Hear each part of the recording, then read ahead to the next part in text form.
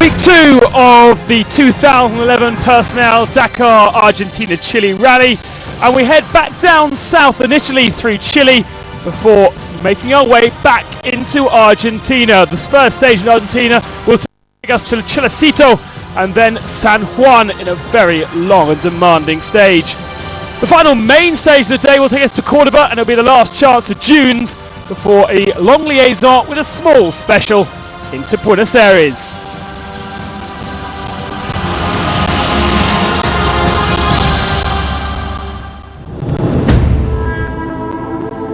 The rest day was hardly a rest for most people.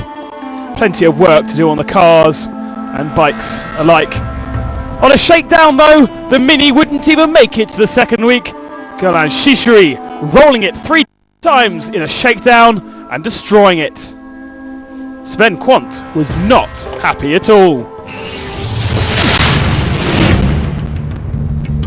Stage 7 would take us from Arica down to Antofagasta along the Pacific in a fantastically beautiful stage.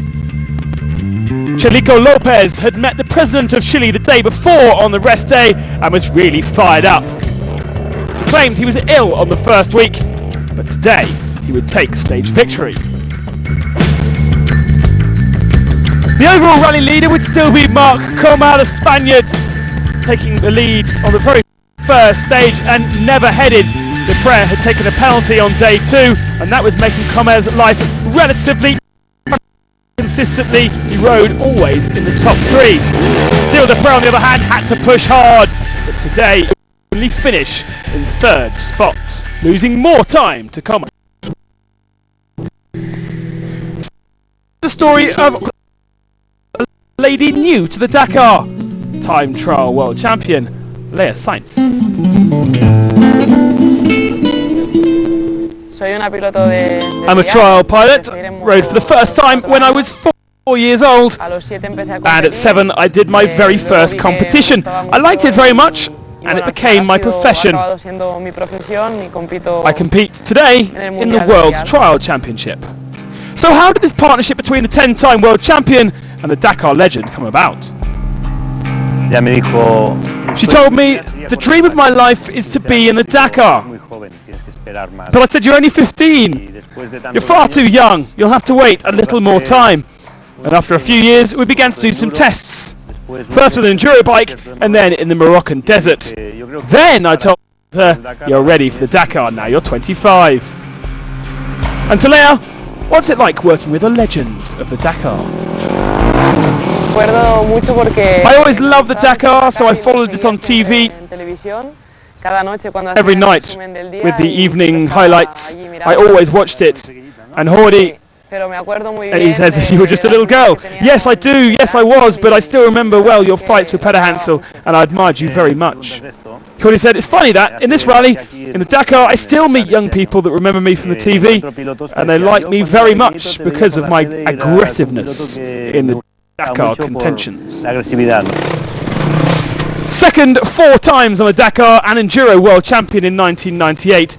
This is Jordi Alcaron's 17th Dakar behind the handlebars. He told me everything. I did not really experience all of this, but he succeeded to transfer to me all of his knowledge. It's like a book, Jordi explained. You can explain the story, but finally you must read it yourself, and you never know the end. BMW had a pretty torrid day on the rest day. Nowitzki also dropping out after breaking his hand, but it got even worse with Stefan Peder Hansel just a few kilometres into the stage. He lost 5 minutes in Miller's dust and a puncture. He said he was doing nothing wrong with the car, driving as he normally would, but it was luck and confidence that was disappearing for the Frenchman. Argentina also had bad luck in the X3s, Orlando Terranova destroying his X3 after running 4th fastest. And that all meant that Nasser Al-Attiyah would take stage victory. He was running second on the road, caught Sainz's dust and followed it. He would win the stage by just under 2 minutes. It was a particularly bad day for Jean-Luc Blanchemin. That cloud of dust is his buggy barrel rolling down the dunes. This would be an experience that he would never forget.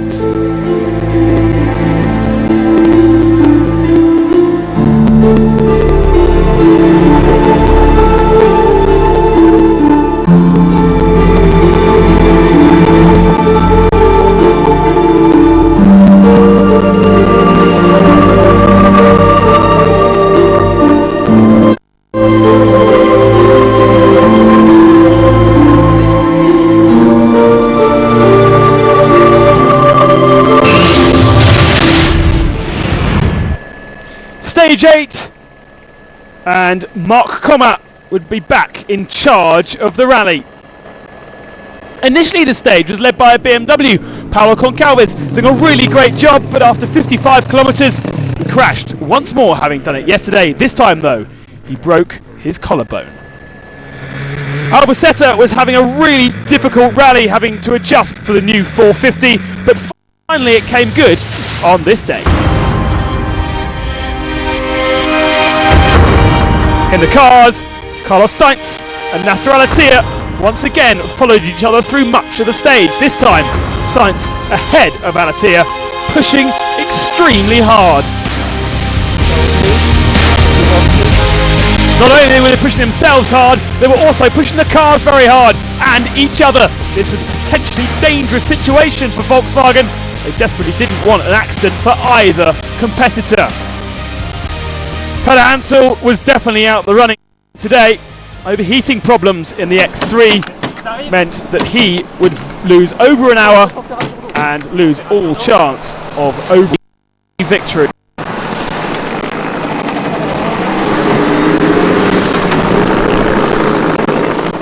Second best X-Raid BMW was Christoph Hollowitz, but he would experience problems today. Cooling down with the water? Oh. Yes, cut the pipe. 13.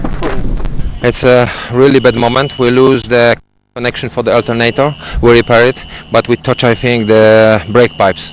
Now we repair it and we go further. Despite that problem, he would still keep 5th overall on the stage.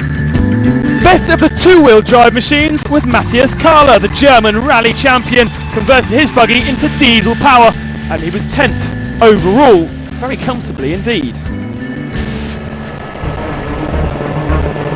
In the truck race, it was between two men. Vladimir Chagin, the 5-time Dakar winner, and Firdis Kabarov, the 2-time Dakar winner, and very much teammate of Chagin. But Kabarov had problems. The team said that he needed the toilet, but we thought it was an engine problem. Helped by Nikolaev, he lost half an hour, and that would swing the favour very much in Chagin's direction. Stage 9 began with a traditional Dakar start, the bikes going off 20 at a time. A spectacular sight.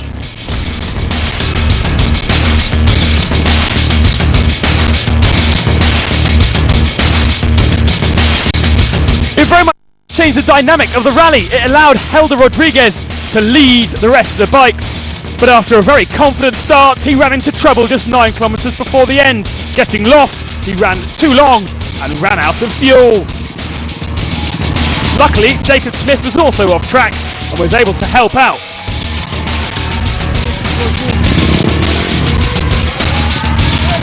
Having sapped some petrol, Helder was on his way, but he wouldn't win the stage. Frans Verhoeven had a very good day. Indeed, him and Jonas Street ran without too many problems after starting in wave 3, and that was the significant thing because they didn't follow other people's tracks. Street would take overall victory today, his second on the Dakar rally. And here are the overall rankings. Mark Comat ahead of Deprez by 8.5 minutes, Lopez down 23, then Rodriguez and Ruben Faria in the top 5. In the cars, once again, they started 2 minutes apart, and once again, the two Volkswagens at the front of the field got very close together. It was the second day of infighting between Al-Attiyah and Carlos Sainz. this time it would turn extremely ugly at the end of the stage.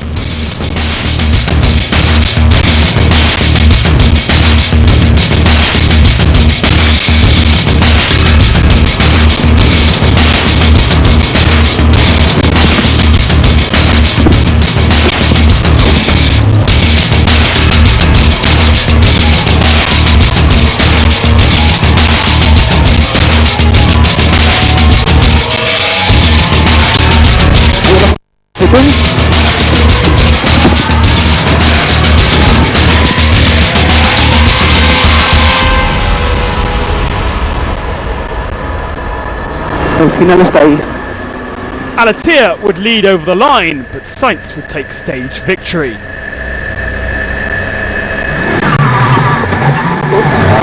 For Stefan Pederhansel, it wasn't that bad a day. Gone were the niggles in his car, the punctures and the overheating, but navigational mistakes would be his comeuppance. He lost another 11 minutes to the front two.